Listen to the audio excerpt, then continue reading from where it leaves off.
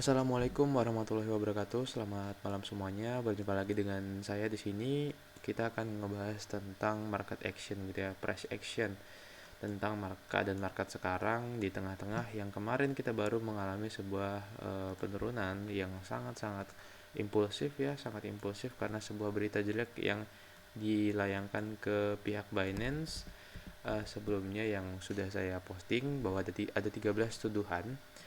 Dan ternyata ini baru-baru aja saya ada melihat berita ini di hari ini ya, di jam 7 malam waktu Indonesia Barat, kalau misalnya nih SEC alleged the following coin are securities in Coinbase lawsuit. Jadi bukan cuma Binance saja tapi Coinbase juga diserang oleh si SEC ini, dan mereka pun juga menyerang beberapa koin-koin di sini secara signifikan seperti Solana dan Matic Phil Sand bahwa mereka merupakan sebuah sekuritas.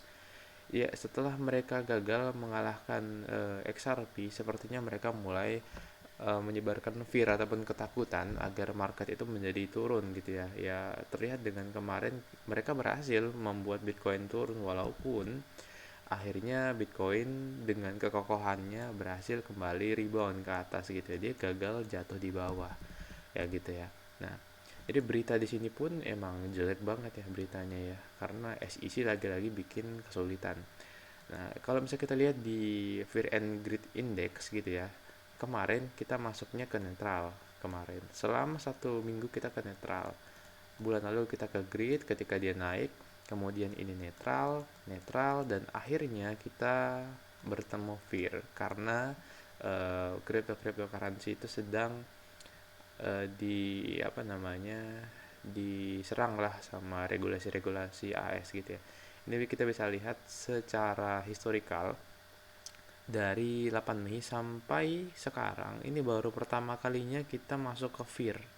Pertama kali kita masuk ke Great Index Fear gitu, setelah kalau bisa kita lihat selama 1 tahun gitu ya, selama 1 tahun ini kita itu berhasil naik ke atas, kemudian ada fear lagi, naik turun, dan ini ada sebuah berita yang jelek. Tapi sisi positifnya adalah Bitcoin berhasil melakukan sebuah rebound ke atas gitu ya. Nah, kalau misalnya kita teman-teman lihat gitu ya, dari update kemarin itu bahwa kemungkinan kita itu bakal jatuh sampai di area kisaran 25.100 kalau tidak salah kemarin ya. Mana dia di area sini lah ya, 25.257. Nah, kemarin kita itu udah membahas bahwa penurunan yang terjadi itu kan masih impulsif ya. Nah, syarat dia bisa rebound itu gimana? Dia butuh sebuah fase koreksi. Nah, ini dia fase koreksi yang ada di sini tuh fase koreksi. Dan ternyata fase koreksi yang ada di sini tuh cukup kuat gitu ya, cukup kuat yang akhirnya bisa membuat kenaikan yang impulsif juga naik ke sini. Nah, ini merupakan pertanda yang sangat bagus gitu ya, guys. Artinya Bitcoin ini nggak bakal jatuh ke bawah. Berarti skenario kita jatuh ke bawah ini udah nggak terjadi lagi gitu ya. Dengan kenaikan yang terjadinya, dia berhasil menembus area supply-nya dari kemarin jatuh di sini ya, jatuh di sini, dia berhasil menembus area supply yang di sini. Nah, ini kita udah pernah 2 kali ke harga sini. Jadi ini merupakan harga yang sangat-sangat kuat gitu loh. Jadi kalau misalnya mereka berhasil menembus ini adalah sebuah good sign lah gitu, bahwa Bitcoin itu nggak terpengaruh lagi sama yang namanya berita-berita jelek dari SEC. Nah, itulah yang membuktikan bahwa cryptocurrency terutama Bitcoin merupakan aset yang sangat-sangat bagus dan terpercaya, karena orang-orang percaya untuk masuk ke dalamnya, seperti investasi seperti ke emas. Nah, kalau misalnya kita pakai Fibonacci retracement untuk jangka panjang dari from bottom to the top ya, from bottom to the top.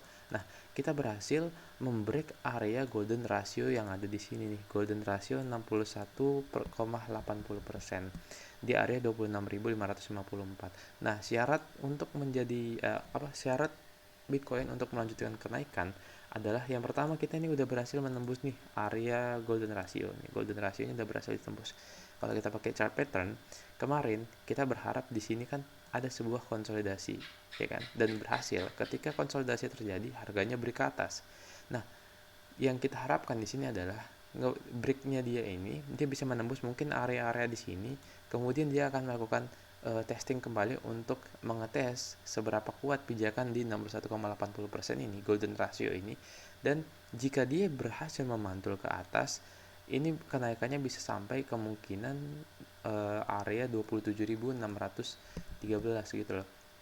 Kenapa bisa sampai di situ? Nah, ini mana ya toolsnya kalau nggak salah. Nah, jalurnya. Pertama kan kita dari sini, kemudian turun, kemudian naik, turun lagi, bisa aja sampai sini. Nah, kenapa kenaikannya bisa di sini? Lagi-lagi di sini ada golden ratio gitu ya. Kemudian kalau misalnya kita lihat dalam jangka panjang ya, dalam jangka panjang sebenarnya ini terbentuk sebuah falling wedge ya teman-teman ya. Sebuah falling wedge, sebuah pattern falling wedge itu ada terbentuk di Bitcoin ini gitu teman-teman, kalau misalnya kita lihat gitu. Jadi kita udah tahu trend line-nya itu kemana ya. Kita bisa tarik garis dari sini ke sini, kemudian dari sini ya, dari sini ke sini. Jadi ini membentuk sebuah channel gitu ya guys.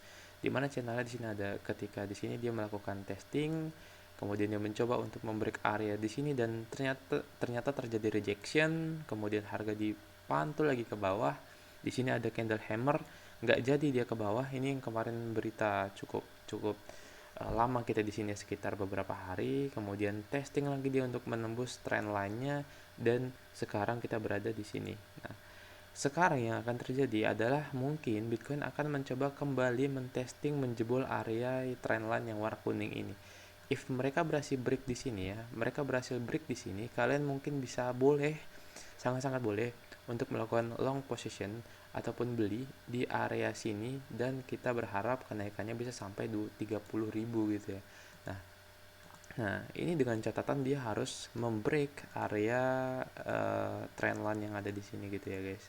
Nah, ini harus di break, berhasil di break. Jika gagal, ya otomatis Bitcoin pasti bakal bakal kembali jatuh lagi dan mencoba untuk testing area support yang udah pernah dibuat sebelumnya gitu ya. Ini pada 17 Maret 2023 dan juga di 20 Februari 2023 gitu ya. Jadi kita akan testing lagi kembali ke sini dan mencoba lagi testing ke sini if Bitcoin gagal menembus gitu ya. Tapi overall menurut saya untuk jangka pendek ini kan time frame daily gitu ya. Untuk ini 4 jam, ini Bitcoin udah good sign banget lah untuk bisa kembali naik testing ke sini. Jadi mungkin teman-teman bisa melakukan long position di sini dengan stop loss ya, kira-kira mungkin di sini stop loss ya. Stop loss dengan ya kita harus tetap memasang stop loss untuk memperkecil kemungkinan kita mendapatkan sebuah kerugian gitu. Mending kita rugi dikit daripada rugi banyak gitu ya. Nah, mungkin teman-teman bisa open long di sini jika mereka berhasil memantul, tentunya dengan beberapa konfirmasi reversal candle yang mengindikasikan bahwa harga Bitcoin akan naik, seperti ada pattern hammer dan shooting star dan lain sebagainya gitu. Kita bisa pakai itu. Nah, stop lossnya di sini sekitar 0,74%. Teman-teman bisa coba untuk entry di sini. Jadi di sini ada kemungkinan terjadinya falling wedge, kemudian dia berhasil menembus area golden ratio dan dia mungkin akan testing ke sini, dan kita lihat aja ke depannya bagaimana. Secara grid index ya, grid index kita masih ada di fear, jadi teman-teman harus hati-hati. Sepertinya kenaikan yang nantinya pun terjadi di sini itu sifatnya hanya sementara. Ketika pun dia berhasil menembus golden ratio ini, mungkin dia akan testing di daerah golden ratio dan dia naik ke atas, hanya kenaikan terbatas aja dan mungkin dia bakal jatuh lagi gitu ya. Mengingat berita yang bisa mempengaruhi arah pergerakan market gitu ya. Nah, mungkin kita bisa mengecek beberapa altcoin yang lain, misalnya Arbitrum ya, USDT. Kita cek ya bagaimana possibility yang mungkin terjadi di Arbitrum ini. Kalau misalnya kita lari ke time frame 1 hari, nah jangan time frame 1 hari ya, mungkin ya 4 jam mungkin ya, atau 1 jam. Ini Arbitrum yang tadi nggak sih?